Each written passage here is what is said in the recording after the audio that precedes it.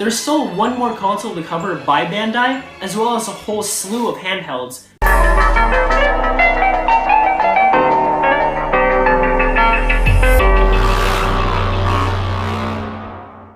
Hello and welcome to Gaming History 101. My name is Sasha and I'll be your host today.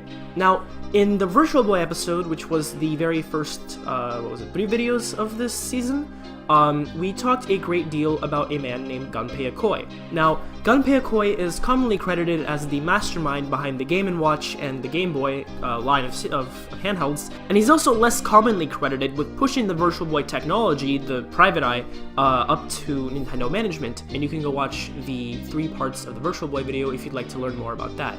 But after that, did you know that he actually left Nintendo and formed his own company in order to create his own handheld and sell it on the market to compete with the Game Boy? Well, that's what he did, and that's what we're going to talk about. So without any further ado, this is going to be the history of the Wonderswan. Let's go.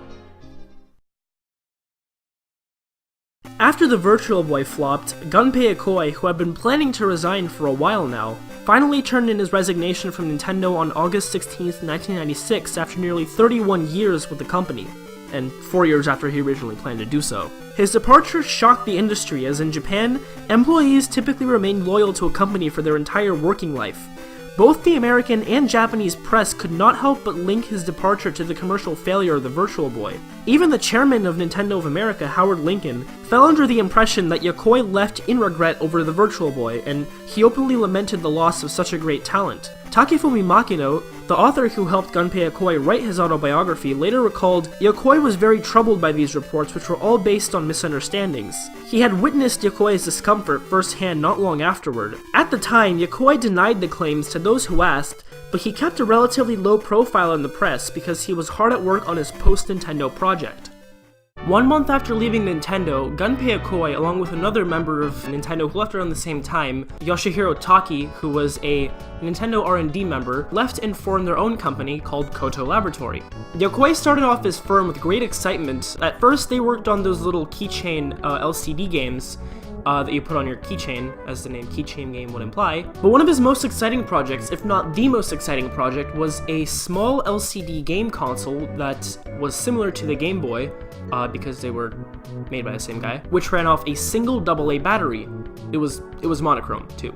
Unfortunately, this resurgence was very short-lived, as on October 4th, 1997, Yokoi was killed in a car crash. There was actually 2 parts to the crash.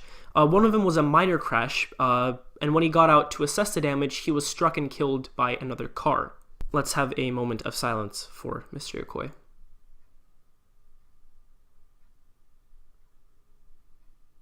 Understandably, Yokoi would never live to see the fruits of his labor. The project was later sold to Bandai, and on October 8th, 1998, Bandai announced the Wonderswan in Japan.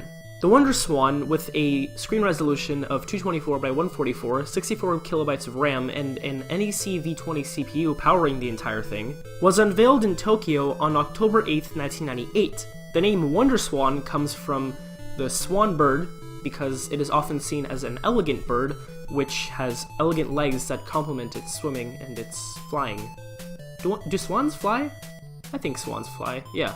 At this announcement, the company promised 30 hours of battery life, a huge launch lineup of 50 games, and a low retail price. The Wonderswan launched on March 4th, 1999 in 9 colors, and those were Pearl White, Skeleton Green, Silver Metallic, Skeleton Red, Blue Metallic, Skeleton Blue, Skeleton Black, Camouflage, and Gold. 3 limited edition two-tone models were released, and those colors were Frozen Mint, Sherbet Melon, and Soda Blue. Those colors were based off a poll that was taken on Bandai's website, I think in 98 or 99, somewhere there. But due to the two-tone models that were announced and released, the metallic colors and the pearl white models had to be discontinued to make room on the shelf for Bandai to put the different two-tone ones on there. Bandai stuck the Wonderswan with a monochromatic screen because they judged the success of the original Game Boy and thought it would do well, but the Wonderswan was competing against the original Game Boy. It was competing against the Game Boy Color, Sega Game Gear, and the Atari Lynx, as well as a bunch of other color handhelds, which all had color screens, as color handhelds would imply.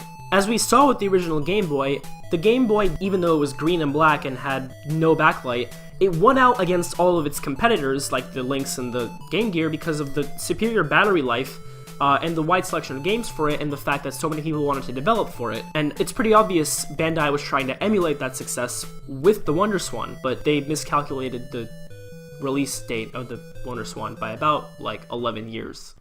In 2000, Bandai signed an agreement with Mattel to bring the handheld to North America, but ultimately decided against a Western release. No exact reason for this is known, but the crowded handheld video game console market had been suggested as a factor. In the 5th generation, in addition to the hypothetically releasable Wonderswan in North America, they also had to compete against the Sega Nomad, the Virtual Boy, which at that point was essentially discontinued, but for the sake of completeness we'll put it there, the Tiger Gamecom, the Neo Geo Pocket, and the Pocket Station. That's 5 systems the Wonderswan would have had to compete against, and maybe Bandai and Mattel thought it was just a little bit too much. Later that year, Bandai announced the Wonderswan Color, which, as the name would imply, it added a color screen while retaining backwards compatibility with original Wonderswan games. This new color screen was slightly larger than the original Wonderswans. It can display up to 241 colors out of a palette of 4096 and up to 28 sprites per line.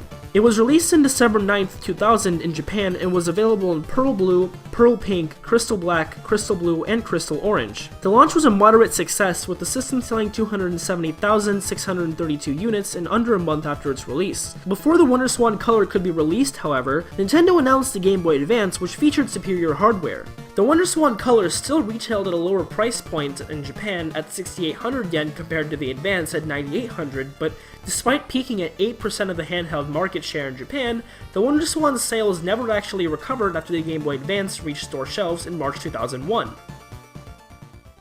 A redesign of the Wonderswan Color called the Swan Crystal was released on July 12, 2002 for 7,800 yen, which was 1,000 less than the Game Boy Advance. Once again, I think you're starting to notice a trend here, Bandai held a poll to figure out which colors people wanted the Swan Crystal the most in, and they figured out that the colors were Blue Violet, Wine Red, Crystal Blue, and Crystal Black. I didn't have to look at the script for that one. Score 1 for me! Despite the lower price and the improved LCD screen, the Swan Crystal just couldn't compete with the Game Boy Advance, and as such in 2003, Bandai announced the discontinuation of all the Wonderswan models and just the entire product line by the end of that year. On top of that, they just kind of backed out of producing hardware for video games altogether. In all, the handheld sold 3.5 million units, and that's pretty good, all things considered. At least 1.55 million of those were the original Wonderswan, and at least 1.1 million of those were the Wonderswan Color. Several accessories were developed for the Wonderswan, such as the Wonder Witch. The Wonder Witch is an official software development kit aimed at amateur programmers that was released by Qt Corporation. It's sold at a cost of 11,800 yen and allows for games to be developed for the Wonderswan in C. The programming language, not the letter. Taking a page out of Apple's playbook, an adapter was created to connect headphones to the handheld, as the Wonderswan lacks a headphone jack on the unit. A remote control robot known as the Wonderborg can be operated through the unit. This device, which is an offshoot of the Japanese Wonder Kit line of hobby robot kits, has moving limbs which could be swapped out for cup-like wheels. You use the Wonderswan's buttons to guide its movement. When its antenna contact an obstacle, the Wonderborg will automatically back up and try to move in a different direction. Bandai also made a version for the PC. The PC version can hone in on a transmitter or another Wonderborg for some hardcore rock'em sock'em robots wrestling. Originally released in 1999, and what with the death of the Wonderswan, Bandai has since discontinued the original Wonderborg, but the PC version came out in 2005, so you might be able to find it used somewhere if you know where to look, or new old stock. I don't know, eBay is a wonderful place. In addition, the handheld could be connected to a Pocket Station, a Japan-only memory card peripheral for the PS1, through a device known as the Wonderwave. I think you're starting to pick up on some naming patterns here. Also, the Pocket Station is a story for another time.